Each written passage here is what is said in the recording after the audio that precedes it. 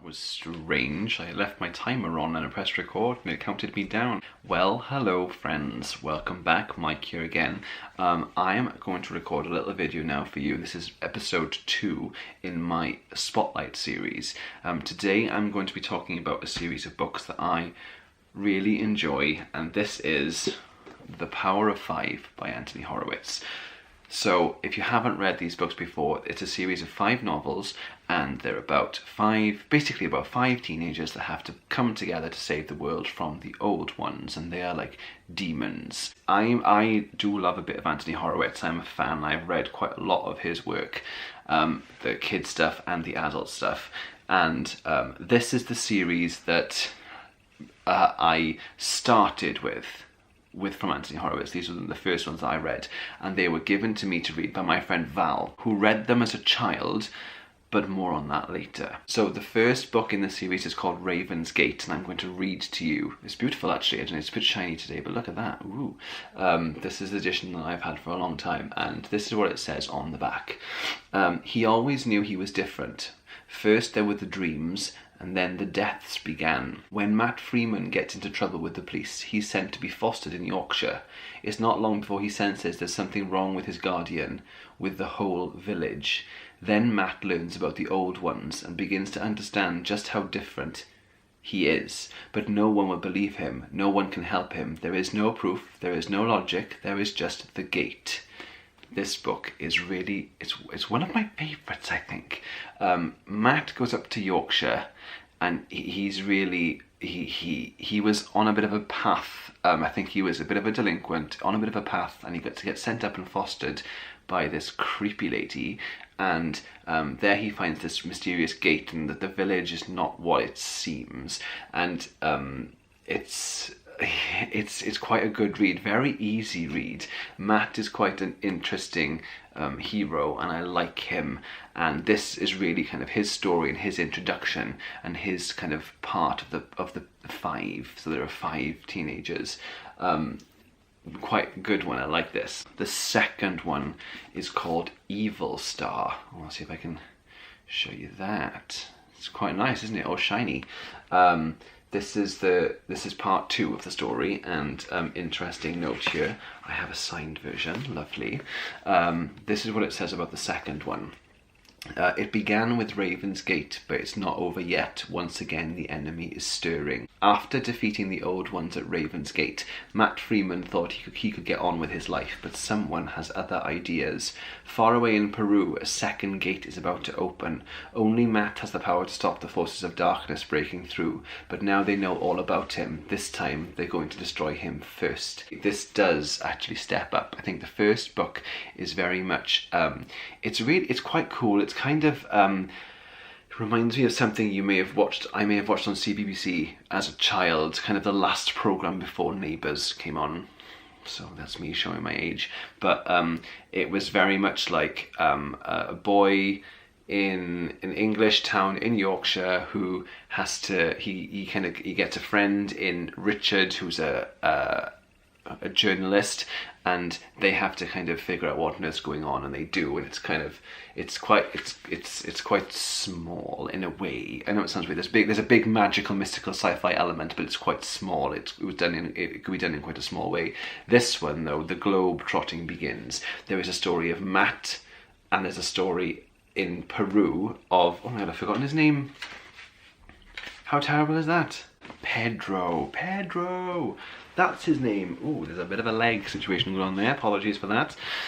Pedro. So this book takes you got Matt from England, and he gets smuggled to Peru because Peru is where the second gate's about to open, and he meets Pedro, and they each have a separate power. They have a different ability, and they kind of find themselves thrown together, and it's quite interesting because Pedro can't speak English, and so they can't communicate, and they start to learn they can communicate in their dream world, and this is quite good. This takes things into a much bigger place, and it's about the NASCAR lines in Peru, and they go up into the mountains. It really does become quite a bit of an epic adventure, and I remember reading this. I think I read them last year. I reread these last year.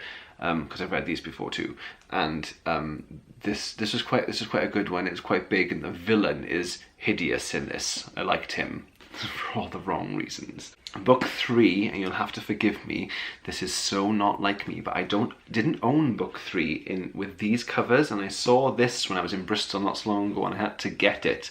Book 3 is called Nightrise, and there is a version of these books with this cover. So I don't have those set matches, and part of me cringes at that, and part of me is okay with it, so I'm just going to live with that part of me for the time being. This is part 3, this is Nightrise, and interesting about this one is there's not very much Matt and Pedro, and that's really unusual because you've gotten 2 books to get to know Matt, and he's very much the hero. And can you imagine reading book 3 of Harry Potter and Harry not being in it? Quite strange, right? So this kind of sets it apart. This is about Scott and Jamie Tyler.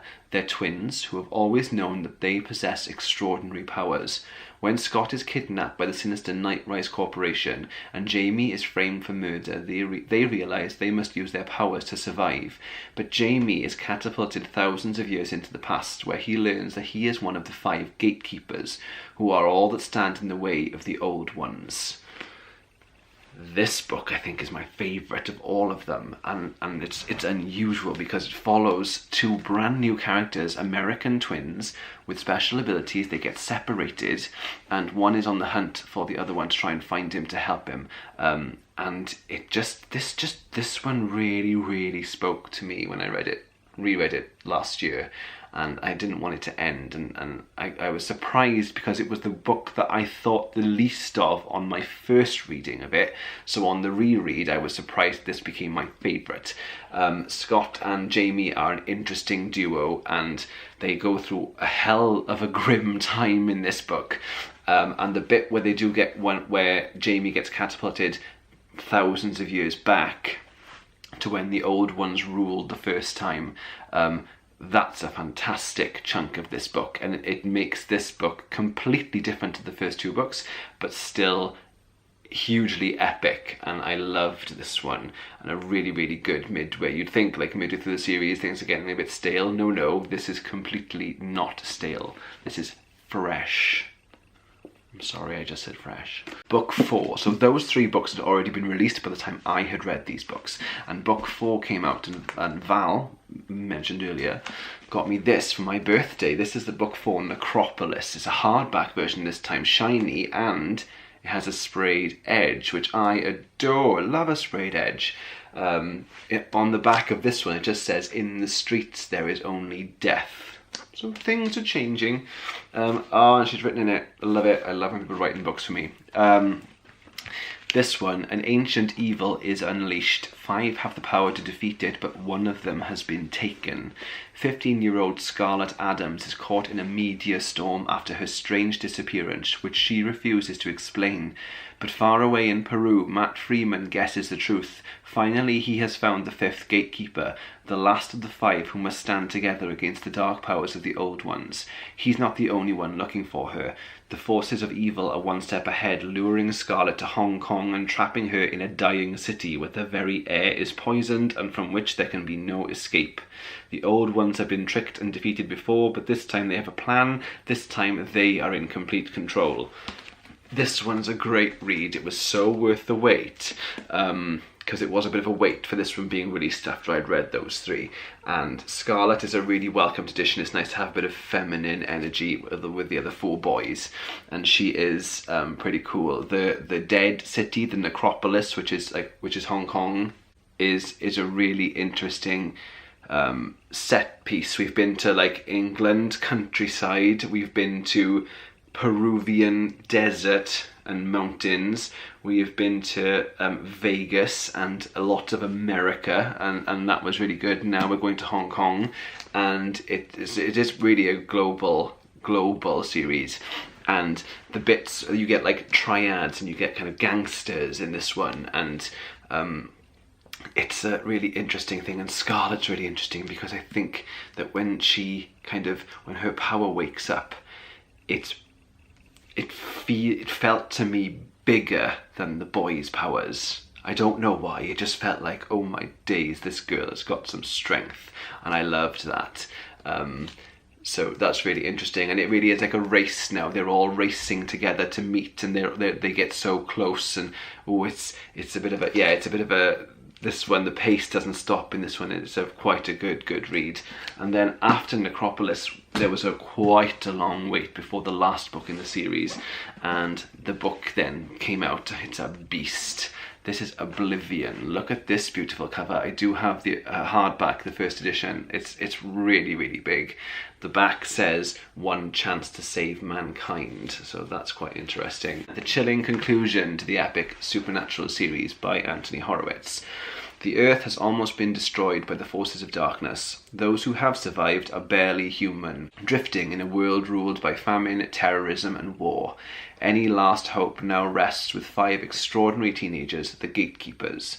The 5 must find each other and make a final stand against Chaos, king of the Old Ones. But Chaos is everywhere. He calls to them from Antarctica, where he is gathering his forces, preparing for a last battle in the frozen wasteland of Oblivion. And one of the 5 has turned traitor. The others know that without him, they cannot win. Chaos beckons, Oblivion awaits. This is epic, this one. It has jumped forward in time. The Old Ones are ruling. The planet is just ruined. It's just ruined. And the 5 have been separated. They briefly come together at the end of Necropolis, and they get separated, and they have to re-find each other to end it. And this one is a little bit bleak. It is a bit bleak because the stakes are so high, but it's bleak in the best kind of way. It's such a journey in this one. They all have to really work hard. And Matt goes through, well, hell. Matt goes through hell in this book, but it's a really worthy end to quite an epic adventure series. It's a beast. It may take a little while, but it's so good. It is really good, and it does feel worth it. It really does. The whole series as a whole is quite interesting because Anthony Horowitz writes, his style for writing his children's books is quite matter of fact. He doesn't really go into great amounts of detail about sort of description and textures and things like that. He doesn't also go into huge sort of big emotional sort of depths either. I'm not saying the characters aren't deep. They are deep, and you do get where they're coming from, but it's also it's a bit more matter of fact, and it's kind of like you read it and it's very visual in that you feel like you're just watching a film. You feel like you're in there, but that's what makes it such an easy read. But at the same time, he's such a good storyteller. He tells these epic adventure stories, and this series is proper epic. Really worth a go. Really quickly though, at the end, I will say that I have a little bit of a little extra for you here. My friend Val, who I mentioned earlier, who recommended me the first book and then bought me Necropolis for my birthday. I think it was for my 25th birthday. I'm just going to say that, yeah, my 25th birthday, because she's written at the front of it. And wow, that's 10 years ago this year. Let's just dwell on that glorious gem for a second.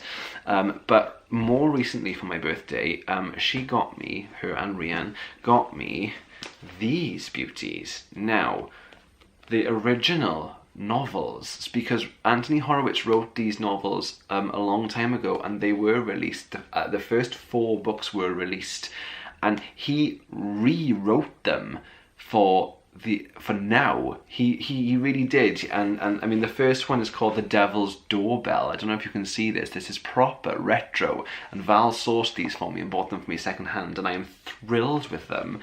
Thrilled. This is from a library. I love it. And this I mean, I'm gonna read the back of this one out for you. So, at first, the Yorkshire village of Lesser Malling seems innocent enough, but when 13-year-old Martin Hopkins is taken there by his foster mother, the sinister Mrs. Crow, he discovers that everything is not as it should be. Who is Mrs. Crow, and why does she need him? What are the lights glimmering at night in the forest? How can a deserted nuclear power station threaten the whole world? What is the Devil's Doorbell? Pursued by menacing villagers and phantom dogs through forest and swamp, Martin tries to find the answers to these questions. So yeah, it's interesting. Anthony Horowitz rewrote this novel. Martin became Matt. So that's, I mean, names changed, don't they? Times change with names. So that was the first one. The second one then was, and look at these hardbacks. Do you remember this type of hardback from back in the day? It's really interesting. This one's called The Night of the Scorpion. So there's the NASCAR lions we were talking about. And this one says, in this new story by the author of The Devil's Doorbell, Martin Hopkins and Richard Cole appear together again. They soon find themselves airbound for Peru, where Richard immediately gets arrested. Martin's beaten up and robbed of all his belongings, and he has a new friend, Pedro. And they're chased by a sinister Mr. Todd into a world of intrigue, suspicion, and danger. In the end, they are forced to take on the saving of the life itself. In the end, they are forced to take on the saving of life itself, and Martin calls on all his strength and mystical power to combat the evil influences around them. Isn't it? It's just interesting. It's just changed, how it's changed. Val did tell me that she read these four when she was young, and then the fifth one never got written. It never got released. She never got to read it, so she had to wait decades for. And as chance would have it, Anthony Horowitz then decided to rewrite the first four for a current audience, and then he actually got round to finally writing Oblivion, which then did become Oblivion. So that's really interesting to me. He must have felt that these stories didn't get what they deserved back in the day. And then this is book 3, different version now. Look, and it does say The Power of 5 up here, The Silver Citadel. And this one says, in New York City, Nicholas is on the trail of his kidnapped brother. Other children have disappeared and one has already been found murdered. Drugs are involved and somehow it's all connected with a fantastic skyscraper, the Silver Citadel. At the heart of the mystery lies the greatest evil of all, for the old ones have returned. They're stronger than ever and Nicholas has to stop them. The third exciting adventure in the Power of 5 series, also available, The Devil's Doorbell and The Night of the Scorpion. And this was £1.75. Can we pause for a second and understand that this was £1.75, recommended retail price in the UK only? How much is this hardback? Out of interest, £16.99. The times, they are a-changing. But, interesting, when was this one released then? I want to see. First published in 1987, this one. Hang on. That's actually really interesting. When was this one? So this was first published 1983. This is the year I was born. This is a book from when I was born. This is amazing to me that we're reading it, and I can see that it was first let out in Bedfordshire County Library on the 3rd of Feb 1984. It's just fascinating. So yes, that was my little spotlight on Anthony Horowitz series, The Power of 5. With a little bit of extra for you in the original versions. I don't have the 4th because it's frighteningly rare and frighteningly expensive. I would like to own it one day, and it will be a present to me from me when I eventually get there. But I don't even know what it's called. I'm going to have to go digging, but I will. I'm sure one day I'll find it. It's a really good series if you like a bit of action and adventure with magic and demons and 5 teenagers coming together to save the world. It's a really quick and easy read, and yeah, worth a go. Give it a go. Have you read them? If you've read them, what do you think? Do you like them? Any favourites? Please comment below. Thank you very much. I'm going to have to wind down now. This video was really long, but thank you very much for watching, and I will speak to you all soon. Okay, bye.